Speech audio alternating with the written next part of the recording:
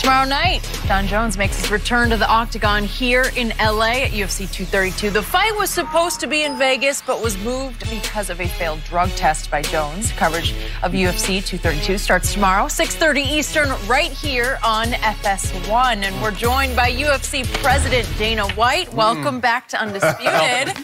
Jon Jones did not fail a drug test. That's not true. He did in 2016. Tested positive for a metabolite, but completely different. Okay. The reason we came to California is because California was very intimate with his situation. This is where it went down. They were educated on what was going on, and a lot of science involved that I don't know a lot about. But yeah, he did not fail a drug test, just for the record. Well, thank you. All right. Appreciate that. But that's not what the Mauler says. That's not what Gustafsson says. He says he's a cheat. And he's going to knock him out. He's fighting Gustafsson. That's what he's supposed to say. Yeah. The guy did not do anything wrong this time. Not that Jon Jones hasn't done plenty wrong in the past, but this time he did not do anything wrong. You know, all the top experts, USADA, you know, these guys are all saying he did not fail a drug test. So, So put Jon Jones' career in perspective from Dana White's eyes. yeah, probably the greatest to ever do it. You know, had he stayed on track and done all the right things in his life and in his career, God knows what this guy could have accomplished. He could be, you know, the LeBron of the sport. Could be the heavyweight champion of the world and the light heavyweight champion of the world. Who knows? The guy that did take that path, you know, Daniel Cormier. Yeah. And Daniel Cormier is that guy. Jon Jones right now is the story of what could he have been. If this guy can win on Saturday night, try to pull his life together and try to put together a nice little run here, you know, with the time that he has left, you know, as a professional athlete, you never know how long that is. You know, he could go down as the greatest ever. Has he frustrated you as much as anyone you've ever dealt with? The most of anybody I've ever dealt with. He's so talented. When you have a guy that's so incredibly gifted and there's so many big fights out there for him, and you know, at one point in his career, he had so many endorsements, and you know, just the money he had coming in from endorsements was unbelievable. And yeah, I love the sport of fighting so much, and I love watching guys who are that talented, and to have been able to see Jon Jones perform the way that he could have really sucks. What makes him so good? You know, he's just, if you look at that family, you know, Athletes. two brothers that are great NFL players, you know, both been to the Super Bowl, and Jon Jones, light heavyweight champion of the world, and could fight at heavyweight too. Just a very gifted, talented family. And there were questions about Jon Jones earlier in his career. You know, when you're the guy that hands out the beatings but has never really taken one, we never knew if Jon Jones had what it takes to dig down deep to come back. The first Gustafsson fight, we found out that Jon Jones is that guy. So, yeah, I don't know what it is that makes him, other than he's an incredible athlete and he just has that thing that makes you a great fighter. If he wins Saturday, I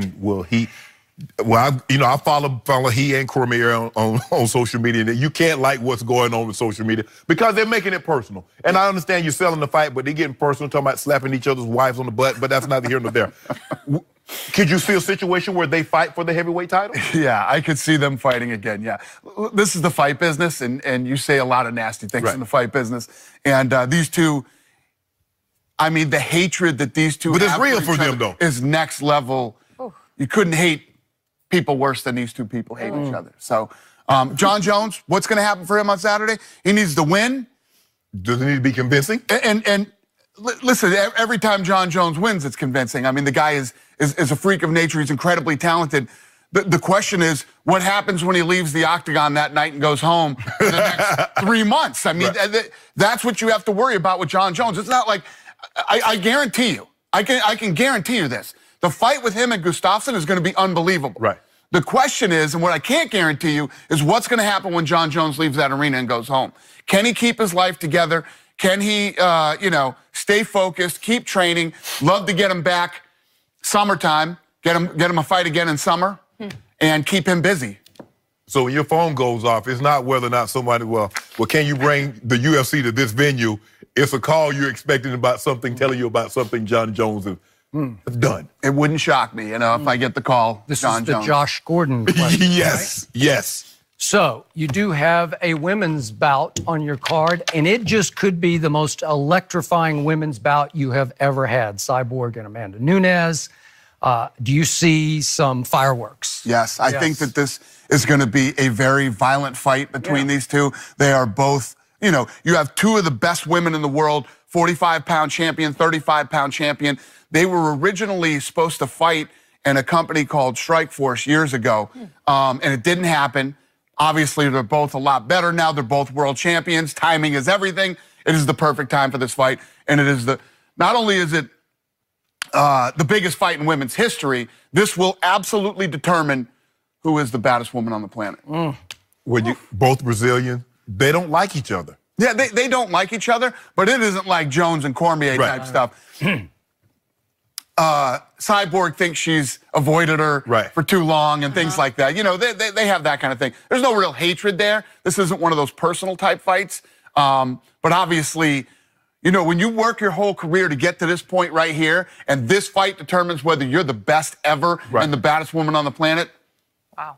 There's a lot of energy that goes into it. Does it go to distance? I don't see it going to distance. I don't either. They both hit too hard. I know. So, will Conor McGregor ever be that Conor McGregor again? I hope so. Yeah. I hope so. Yeah, he, you know, when this guy buckles down and focuses, he does amazing things. So, one of the things that screws up fighting and bans and all kinds of other things is a lot of money. Yeah. You know? So this kid has made a lot of money just from fighting. Now he's got his notorious whiskey. He's killing it. It's doing very well. You know, Conor McGregor. You made the point to us once upon a time. Once you make that purse that he made on the Floyd night, you don't want to wake up and get hit in the face anymore, right? It's a lot harder to get punched in the face when you make that kind of money. But Conor McGregor is a real fighter to the core. I mean, this guy is a real fighter. He, we'll see what happens. You know, he's still dealing with a lot of personal stuff, which money brings too. Money brings a lot of problems, personal and professional and everything else. So once he gets all that cleared up, we'll see what happens. But the answer to your question is, I hope so. But Khabib is a fighter. Oh, this guy's that's all he knows. He's a beast. But this guy's made so much money since the Conor fight too. It's so who if he doesn't fight Conor next, who does he fight? Who does the public want to see him fight? We got Tony Ferguson. You know, Tony Ferguson. He's got dynamite. He's electric. That guy's incredible, and he's obviously next in line for that fight. Oh, I mean that. Woo. But the Khabib, I told Skip. I told Khabib was going to beat Conor, and Skip didn't want to believe me. Still a fan. Behind him. I know he's a big fan. Did you feel that the insults that Conor levied against Khabib and his family, did you think that he really took that personal and really wanted to punish Conor? Oh, there's no doubt about it. Yeah, there's no doubt about it. 100%. Yeah, I said at that press conference, one of the darkest press conferences I've ever been to and been a part of. But this is the fight business. This is not the, you know, people say mean things about each other when they're about to fight. It happens. So will we ever see Floyd Mayweather Jr. venture into the octagon? I doubt it. I highly doubt it. I mean, I told him, you know, if he wants to fight again and he wants to do something like that, he's going to have to come. We went over there. Yeah. It's your turn to come over here. Dana, you know, Floyd is 40 plus. You know your first, you can't come. But we went over there. We went there. He's got to come here. Dana, it's only fair. Dana, why should we keep? First of all, most people will argue that he's one of the best of all time. Yes. Right? Okay. Yes. Why do we keep going there to do what he does? You want him to fight? You want to come fight? Let's fight. He's never kicked any. Well, come take that whooping and make your money. Okay. Come take the whooping and make your money. But at least in boxing, it's gonna go 7, 8, 9 rounds. You know it's not going to get out of the first. It's not going to get out of the first minute. I agree. And I believe many people want to see that. That's what you want to see. Ain't no many people. Including me. You and him especially.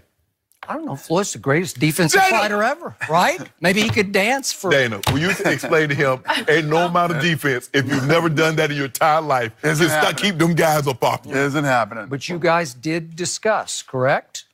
With him Floyd's coming people? over? Yeah. Yes. And did you think you were getting I did. close? I did. Yeah. And he ended up with all this Japan weirdness, that's weird. going on over there. Isn't this beneath his dignity? Yeah. Floyd's in the making money business. Yeah. You know, wherever the money is, that's where Floyd is. No, take that back. He's in the easy money-making business. Even better. UFC ain't no easy money. Even better. I don't care how trained you are. That's not easy money. Right. You're right. I agree.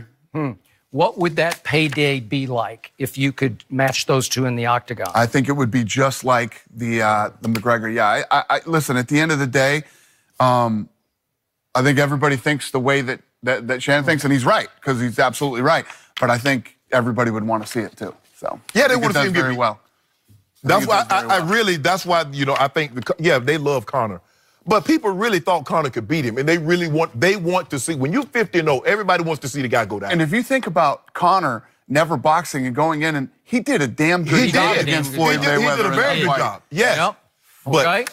boxing is one thing, but when a guy can knee you, he can elbow you. Listen, he can choke the life out of you. does not have enough cars. He needs more cars, right? Yeah, he does. So If Floyd get in the UFC, the only car he's going to get in is an ambulance.